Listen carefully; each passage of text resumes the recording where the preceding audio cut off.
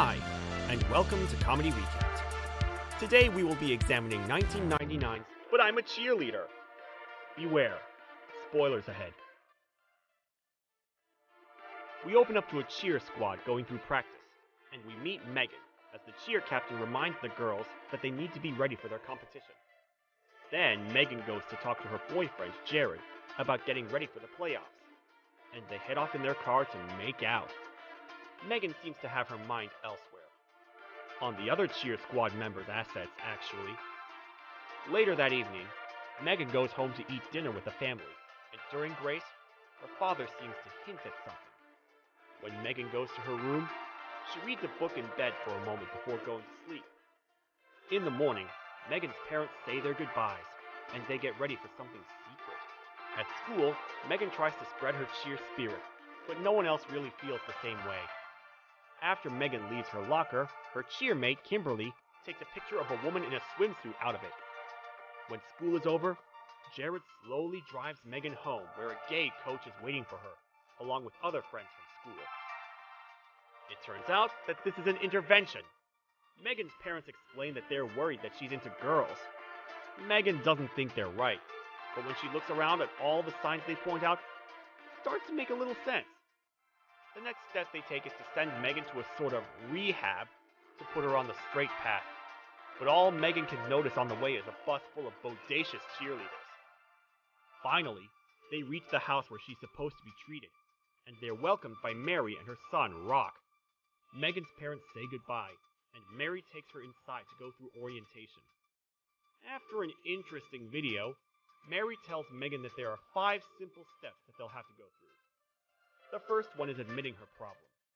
Mary gives her an enticing fantasy, but Megan's answer just shows Mary that she's got a lot of work ahead of her.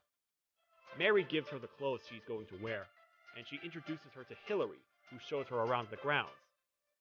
Hillary takes her to the bedroom, where she meets Graham, smoking in bed. Next, Hillary takes Megan to group therapy, where she gets her own chair in the group. She meets the rest of the crew, and they all give her their confessions. Then it becomes Megan's turn to share, and Mary tells her to talk about the first time she could have thought she liked girls. Megan tells them that she's not even into that stuff, and she's not supposed to be there. Suddenly, thoughts of the cheer squad's beautiful bodies flood through her brain, and Mary tries to hop on this opportunity. She tries to get Megan to simply confess that she's gay. Suddenly, Megan jumps up and admits that she's a homosexual. Everyone in the group hugs her, and she cries continuously as the group leaves the room.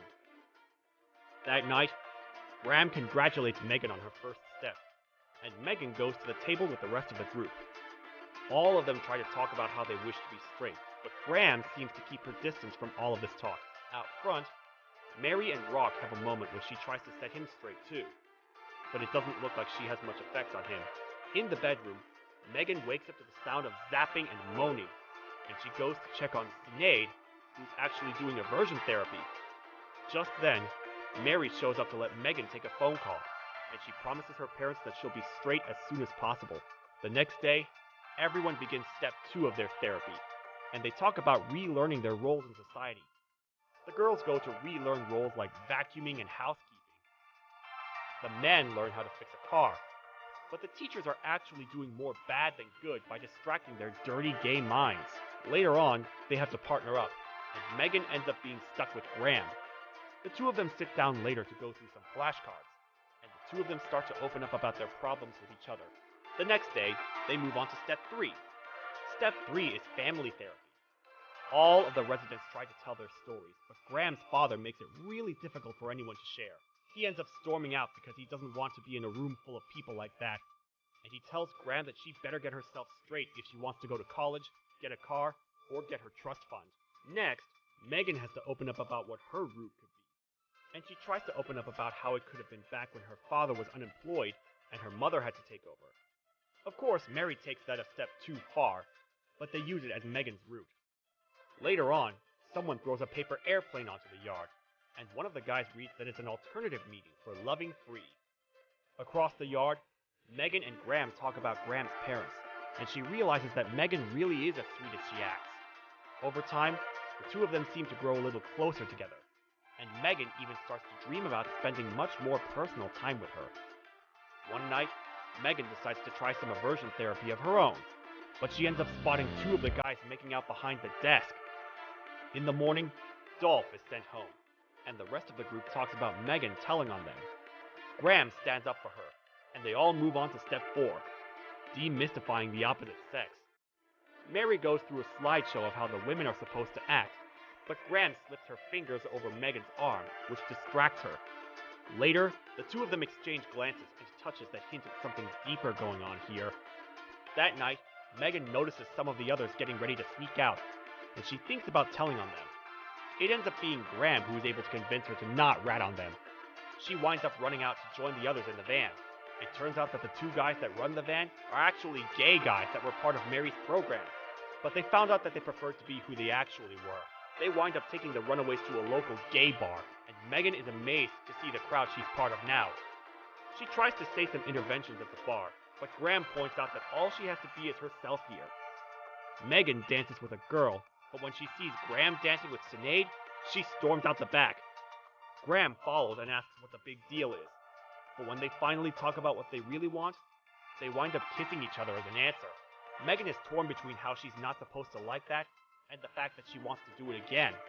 When Sinead comes out to check on Graham, she spots the two of them making out, and soon they all head back to the property. All of them sneak back inside just in time to avoid Mary's watchful eye.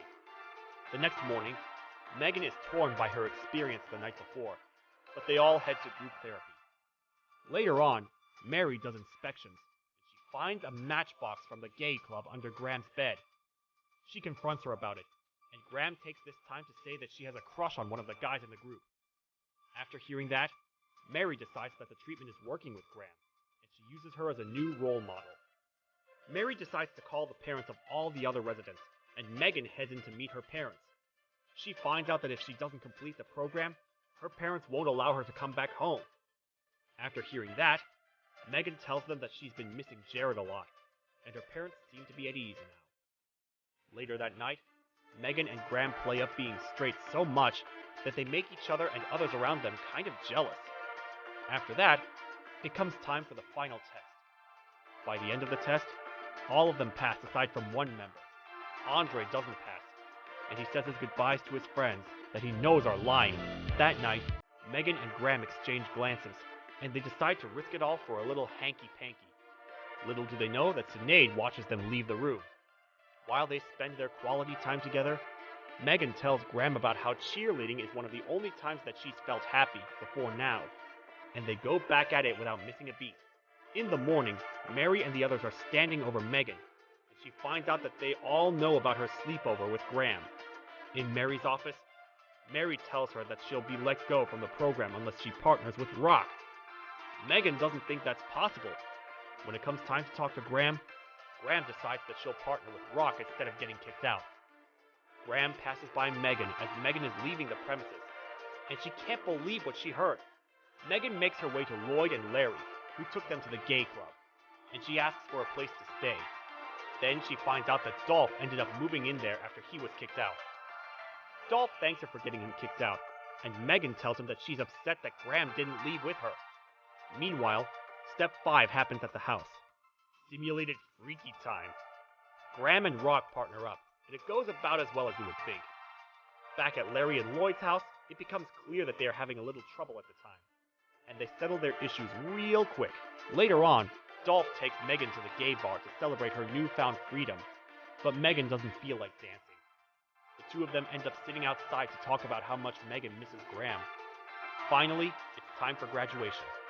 Dolph and Megan steal one of Larry and Lloyd's trucks, and they make their way back to the straight house. Once at the ceremony, Megan tries to grab Graham to leave, but Graham is too scared to leave. As a final resort, Megan decides to throw a little cheer performance, and she seems to make it through to Graham that she actually loves her. Megan runs back to the truck after Mary comes after her, but soon, Graham leaps into the truck bed with her. The two of them kiss, and the credits roll. This film was definitely a little ahead of its time with its approach, but it still stands as an enjoyable movie. It has all the charm of the late 90s with a nice message tied in. And that wraps up this recap. Thanks for watching.